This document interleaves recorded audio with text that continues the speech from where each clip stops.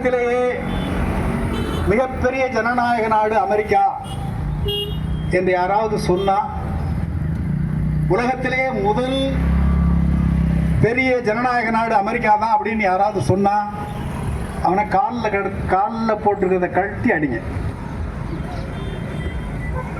அதே போல உலகத்திலேயே 2வது பெரிய ஜனநாயக நாடு இந்தியா அப்படின்னு எவன் சொன்னாலும் காலில் கிடக்கிறத கழட்டி அடிங்க. அமெரிக்காவிலையும் ஜனநாயகம் கிடையாது, இந்தியாவிலையும் ஜனநாயகம் கிடையாது. குறிப்பா மோடி ஆட்சிக்கு வந்த பிறகு, அதே போல டொனால்ட் ட்ரம்ப் ஆட்சிக்கு வந்ததற்கு பிறகு அமெரிக்கா ஜனநாயக நாடு என்று சொல்லிக் கொள்வதற்கான எல்லா தகுதியையும் இழந்து விட்டது. அதே உலக வரைபடத்திலிருந்து அழித்து ஒழிக்கப்பட வேண்டிய ஒரு நாடு அமெரிக்கா. அமெரிக்காவில் ரொம்ப பேர் இருக்கலாம், நம்ம ஊருக்காரலாம்.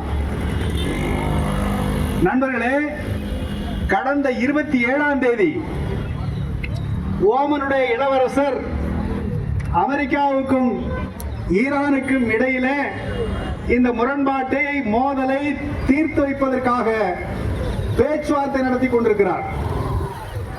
ஓமன் இளவரசரிடம் அமெரிக்காக்காரர் சொல்றான், இல்ல ஒன்றும் பிரச்சனை வேணாம், ஏதாவது பேசி தீர்த்துக்கொண்டு ஒரு ஒப்பந்தத்தை நெருங்கிக் கொண்டிருக்கிறோம் என்று ஓமன் இளவரசர் அறிவிக்கிறார். 27ஆம் தேதி. 28ஆம் தேதி குண்டு வீசின அமெரிக்கா. ஆகவே ஒரு சமாதான பேச்சுவார்த்தை நடந்து கொண்டிருக்கின்ற போது, முரண்பாட்டை தீர்ப்பதற்கான முயற்சிகள் நடந்து கொண்டிருக்கும் போது, அதையெல்லாம் அப்படியே வைத்துவிட்டு உலகத்தின் பார்வையை திருப்பி அங்கே குண்டு மழை பொழிந்து கொல்லுகிறான் என்று சொன்னால், அந்த நாட்டை ஜனநாயக நாடுன்னு சொன்னா பைத்தியக்காரன் கூட ஜனநாயக நாடுன்னு சொல்ல மாட்டான். எனவே அமெரிக்கா ஒரு மிகப்பெரிய கொலைகார நாடு. அது எந்த நாட்டிலும் ஜனநாயகம் தழைப்பதை, ஜனநாயகம் நிலவுவதை விரும்பாத ஒரு நாடு. எந்த ஒரு நாடும் சுயமரியாதையோடு வாழ்வதை விரும்பாத ஒரு நாடு அமெரிக்கா. அதே அமெரிக்கா உலக மக்களுடைய எதிரி, மிகப்பெரிய எதிரி. அதே போலத்தான் இஸ்ரேல். இஸ்ரேல் என்பது மத்திய கிழக்கு முழுவதையும், இந்த அரபு நாடுகள் முழுவதையும் அடக்கி ஆளுவதற்கு, அந்த அரபு உலகம் முழுவதிலும் இருக்கக்கூடிய இயற்கை எரிவாயு, எண்ணெய் இவற்றையெல்லாம் கொள்ளையடித்து கொடுப்பதற்கு ஒரு அடியாள் தேவைப்பட்டது. அப்படி உருவாக்கப்பட்ட அடியாள் தான் இஸ்ரேல். இந்த 2 பேரும் ஒன்னா சேர்ந்துட்டு ஈரான் மேல ஒரு மிகப்பெரிய தாக்குதலை, அநீதியான தாக்குதலை தொடுத்திருக்கிறார்கள். அந்த தாக்குதலை தொடுக்கிறதுக்கு அவன் என்ன காரணம் சொல்றான்? அமெரிக்கா என்ன காரணம் சொல்லுகிறது? அமெரிக்காவுடைய மக்களுக்கு பாதுகாப்பு, அமெரிக்க மக்களுடைய பாதுகாப்புக்கு ஈரான் ஒரு அச்சுறுத்தலாக இருக்கிறது. அமெரிக்காவை பாதுகாக்க வேண்டும், அமெரிக்காவுடைய நலனை பாதுகாக்க வேண்டும் என்று சொன்னால் ஈரானை ஒழிக்கணும், ஈரான்ல ஆட்சி மாற்றத்தை ஏற்படுத்த வேண்டும். ஏன்னா ஈரானுக்கு அமெரிக்காவுக்கு 11,000 கிலோமீட்டர் தொலைவில் இருக்குது. 11,000 கிலோமீட்டருக்கு கிழக்க இருக்கக்கூடிய ஈரானால அமெரிக்க மக்களுக்கு ஆபத்துன்னு ஒருத்தர் பேசுறான்னு சொன்னா, அப்ப அந்த நாட்டை பாதுகாப்பதற்கு என்ன புடுங்குறான்னு நம்ம கேட்கணும். இவ்வளவு பெரிய அமெரிக்க நாடு, இவ்வளவு பெரிய ராணுவ வல்லமை மிகுந்த ஒரு நாடு, ஒரு 9 கோடி மக்களை கொண்ட 11,000 கிலோமீட்டருக்கு கிழக்க இருக்கக்கூடிய ஒரு நாட்டால் அச்சுறுத்தல் இருக்கிறது என்று பேசினால், அதை போல அயோக்கியத்தனம் வேற ஏதாவது உண்டா? அதை என்ன சொல்லுகிறார்கள்? எங்கே இருக்கிறதுனால எனக்கு ஆபத்துன்னு சொல்லி இந்த யுத்தத்தை நியாயப்படுத்துகிறார். அதே போலத்தான் உங்களுக்கு இஸ்ரேலும், இஸ்ரேலுடைய இருப்புக்கு ஈரான் ஒரு அச்சுறுத்தல். இந்தியாவுக்கு பாகிஸ்தான் இருப்பது அச்சுறுத்தல் என்று சொன்னால் பாகிஸ்தான் அழிச்சிடலாமா? இந்தியாவினுடைய இருப்புக்கு பங்களாதேஷ் அச்சுறுத்தல் என்று சொன்னால் பங்களாதேஷில் குண்டு போட்டு அழிச்சிடலாமா? இப்படி ஒவ்வொருவரும் தன்னுடைய கையிலே இருக்கக்கூடிய ஆயுத வல்லமையை பயன்படுத்தி மற்றவர்கள் எங்களுக்கு ஆபத்தானவர்கள், ஆகவே நாங்கள் குண்டு போட்டு அழிப்போம் என்று ஒரு நாடு இறங்கினால் இந்த உலகத்தில் ஏதாவது ஒரு நாடு மிஞ்சுமா? அதே நண்பர்களே, இது ஒரு மிகப்பெரிய அநீதியான யுத்தத்தை அமெரிக்கா இன்றைக்கு தொடங்கி இருக்கிறது. அவர்கள் குண்டு போடுகிறார்கள், சர்வதேச சட்டங்களை தூக்கி எறிந்து விட்டார்கள், போர் மரபுகளை தூக்கி எறிந்து விட்டார்கள், போரில் பின்பற்றக்கூடிய குறைந்தபட்ச கட்டுப்பாடுகளை தூக்கி எறிந்து விட்டார்கள். இன்றைக்கு ஈரான்ல மகாத்மா காந்தி பேர்ல ஒரு ஆஸ்பத்திரி இருக்குது, மகாத்மா காந்தி ஹாஸ்பிட்டல்னு. நம்ம ஊருக்கார காசு கொடுத்து கட்டினது. அந்த ஆஸ்பத்திரியில குண்டை போடுறான். ஒரு பள்ளிக்கூடத்திலே குண்டு வீசி 30க்கும் மேற்பட்ட குழந்தைகள் வந்திருக்கிறார்கள். அதே போர் மரபுகளை எல்லாம் தூக்கி எறிந்து விட்டு ஒரு மிகப்பெரிய நாசத்தை ஏற்படுத்தி இருக்கிறார். அதே நேரத்தில் மற்றவர்களைப் போல பணிந்து விடாமல் ஈரான் திருப்பி ஒரு தாக்குதலை தொடுக்கிறது. எங்க அடிச்சா அமெரிக்காவுக்கு வலிக்கும்னு அவனுக்கு தெரியும். அதனால அரபு நாடுகளிலே இருக்கக்கூடிய ராணுவ தளங்கள் அனைத்தின் மீதும் ஈரான் தாக்குதலை தொடுத்தது. தாக்குதலை தொடுக்கின்ற போது இப்போது அவர்கள் சற்று பின்வாங்க தொடங்கி இருக்கிறார்கள். இல்லை நாங்க எல்லாத்தையும் முடிச்சிட்டோங்கிற மாதிரி திரும்ப திரும்ப யுத்தம் என்று வந்து விட்டால் அங்கே யாரும் உண்மையை பேச மாட்டான். யுத்தத்திலே வருகின்ற செய்திகள் எல்லாம் பொய் செய்திகளாகத்தான் இருக்கு. நாம தான் உண்மையை கண்டுபிடிக்கணும். ஆகவே அமெரிக்காவுக்கு அஞ்சாமல் ஈரானே அழிந்தாலும் பரவாயில்லை, நாங்கள் அமெரிக்காவிடம் சரணடைய மாட்டோம் என்று ஈரானிய மக்கள் எதிர்த்து நிற்கிறார்கள். நண்பர்களே, இந்த தாக்குதலுக்கு எதிராக இன்றைக்கு அமெரிக்காவிலே மிகப்பெரிய எதிர்ப்பு கிளம்பி இருக்கிறது. உலகம் முழுவதும் மிகப்பெரிய எதிர்ப்புகள் எல்லாம் கிளம்பி இருக்கின்றன. ஏன் இவ்வளவு பெரிய யுத்தத்தை நடத்த வேண்டும்? கடந்த என்ன சொல்றா அமெரிக்கா? ட்ரம்ப் என்ன சொல்றாரு? அந்த ஈரான் வந்து மோசமான நாடு, எங்களுடைய பாதுகாப்புக்கு அச்சுறுத்தல்கிறான். இப்ப என்ன சொல்றான்னு சொன்னா, நாங்கள் இது ஒரு மோசமான ஆட்சி, இந்த ஈரான் ஆட்சியை நாங்கள் தூக்கி எறிந்து விடுவோம், ஈராக் மக்களே நீங்கள் புதிய ஆட்சியை தேர்ந்தெடுத்துக் கொள்ளுங்கள், உங்களுடைய ஆட்சியை தேர்ந்தெடுத்துக் கொள்ளுங்கள். ஈரான்ல என்ன ஆட்சி நடக்கணும் ஈரான் மக்கள் தீர்மானிக்கணும். 11,000 கிலோமீட்டர் அந்தண்ட இருந்து ட்ரம்ப் தீர்மானிப்பான் என்று சொன்னால் என்ன ஜனநாயகம்? மற்ற நாடுகளுடைய இறையாண்மை இவர்கள் எப்படி மதிக்கிறார்கள்? நண்பர்களே, இவர்களுடைய நோக்கம் எல்லாம் ஒன்றுதான். ஈரானில் ஒரு ஆட்சி மாற்றத்தை, பொம்மை ஆட்சியை ஏற்படுத்த வேண்டும். ஏன் ஏற்படுத்த வேண்டும்?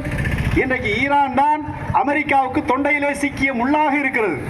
அங்கே சவுதி அரேபியா இருக்கட்டும், ஐக்கிய அரபு எமிரேட்டா இருக்கட்டும், எல்லா நாடுகளும் அமெரிக்காவிடம் சரணடைந்து விட்டன. ஏற்கனவே அமெரிக்காவை கடைசி காலத்தில் எதிர்த்த திருநாவுக்கரசு அவர்கள் குறிப்பிட்டதை போல சதாம் ஹுசேனை அமெரிக்காவை எதிர்த்த உடனே கொண்டார்கள், கடாபியை கொண்டார்கள், சிரியாவிலே கலகத்தை உண்டாக்கினார்கள். எங்கெல்லாம் அமெரிக்காவிற்கு எதிர்ப்பு கிளம்புகிறதோ, எந்த நாடெல்லாம் எதிர்க்கிறதோ அந்த நாட்டினுடைய தலைவர்களை எல்லாம் கொன்றார்கள், தன்னுடைய பொம்மை ஆட்சியை கொண்டு வந்து நிறுத்தினார்கள். இதற்கெல்லாம் மாறாக அமெரிக்காவுக்கு எதிர்ப்பாக இன்றைக்கு ஹெஸ்புல்லா என்ற லெபனானிலே ஹெஸ்புல்லா என்ற ஒரு அமைப்பு அமெரிக்காவுக்கு எதிராக போராடுகிறது. காசாவிலே ஹமாஸ் போராடுகிறது. ஏமனிலே ஹவுத்தி கிளர்ச்சியாளர்கள் போராடுகிறார்கள். இப்படி அமெரிக்காவுக்கு எதிராக போராடுகின்றவர்களுக்கெல்லாம் ஈரான் ஒரு பக்கபலமாக இருந்தவர்களுக்கு உதவி செய்கிறது. ஆகவே மத்திய கிழக்கிலே, அரபு நாடுகளிலே, அரபு உலகத்திலே இன்றைக்கு அமெரிக்காவுடைய எதிர்ப்புக்கு தீனி போட்டு வளர்க்கின்ற ஒரு அமைப்பாக, நாடாக ஈரான் இருக்கிறது. ஆகவே ஈரானை அழித்து ஒழித்து விட்டால் அரபு உலகம் முழுவதையும் நம்முடைய கட்டுப்பாட்டுக்குள்ளே கொண்டு வரலாம். அந்த எண்ணெய் வளங்களை கொள்ளையடிக்கலாம். எண்ணெய் வளங்களை கைப்பற்றுவதன் மூலம் உலகம் முழுவதற்கு மேலாதிக்கம் செலுத்தலாம் என்கிற ஒரு மிகப்பெரிய கொலைகார திட்டத்தோடு தான் அவர்கள் இந்த யுத்தத்தை தொடங்கி இருக்கிறார்கள். ஆகவே நண்பர்களே, இது ஒரு திருநாவுக்கரசு சொன்னதை போல இது இரண்டு நாடுகளுக்கு இடையில் இருக்கக்கூடிய பிரச்சனை அல்ல. கடந்த ஆண்டு சில மாதங்களுக்கு முன்னால் வெனிசுலா என்கிற ஒரு நாட்டினுடைய இறையாண்மை மிக்க ஒரு நாட்டினுடைய அதிபர் மதுரோவை ஒரு கடற்கொள்ளையனை போல உள்ளே புகுந்து அந்த நாட்டினுடைய அதிபரை தூக்கி கொண்டு போய் அவன் நாட்டில் சிறை வச்சிருக்கிறான். நாளைக்கு இந்தியாவில் பிரதமரை வந்து ஒத்துழைக்கலன்னு சொன்னா தூக்கிட்டு போனா அதுக்கு யார் கேட்கறது? ஆகவே எந்த ஒரு நாட்டிலும் இறையாண்மை மிக்க ஒரு நாட்டிற்குள்ளே தலையிடலாம். மக்களால் தேர்ந்தெடுக்கப்பட்ட அந்த ஆட்சியாளர்களை சிறைப்படுத்தி அவனுடைய நாட்டிலே கொண்டு போய் வைத்துக் கொள்ளலாம். பொம்மை அரசாங்கத்தை உருவாக்கலாம். அந்த நாட்டினுடைய இயற்கை வளங்களை எல்லாம் கொள்ளையடிக்கலாம் என்று சொன்னால் உலகத்தில் மிஞ்ச போவது எது? ஆகவே இன்றைக்கு ஈரான் மீது நடத்தப்பட்டிருக்கின்ற தாக்குதல் என்பது ஏதோ அமெரிக்காவுக்கும் இஸ்ரேலுக்கும் ஈரானுக்கும் இடையிலான மோதல் அல்ல. உலகம் முழுவதும் ஜனநாயகம், சுதந்திரம், இறையாண்மை மிக்க நாடுகள் என்ற அடிப்படை கோட்பாடுகளுக்கு வேட்டு வைத்துவிட்டு அமெரிக்காவுடைய சொல்லை கேட்காத யாரையும் நாங்கள் விட்டு வைக்க மாட்டோம், கொல்லுவோம் என்று சொல்கிறார்கள். ஈரான் வந்து ராணுவத்திற்கு அறிவிப்பு விடுறான், நீங்க உடனே சரணடையில்லைன்னா அத்தனை பேரும் கொல்லுவோம் என்று சொல்கிறார். என்ன ஊர்ல இருக்கிறவனா கொலை பண்ணுவேன்னு அறிவிக்கிற நாடு ஜனநாயக நாடு. அந்த நாட்டை நாம் விட்டு வைக்கலாமா? இன்னைக்கு இந்தியாவில் பிரதமர் மோடி இருக்கிறார். மோடியை 10 நாளைக்கு முன்னாடியே நேட்டன்யாகு சுண்டக்கா நாடு, 1 கோடி மக்கள் கூட இல்லாத ஒரு நாடு இஸ்ரேல், அவன் இங்கே இருந்து கூப்பிட்டு வச்சு உத்தரவு போடுறான், மோடி நாளைக்கு ஈரானை அடிக்க போறேன், சத்தம் போடாம கம்முன்னு எனக்கு வந்து ஆதரவா சப்போர்ட் பண்ணி பேசணும்னு சொல்லி கூடுறான்.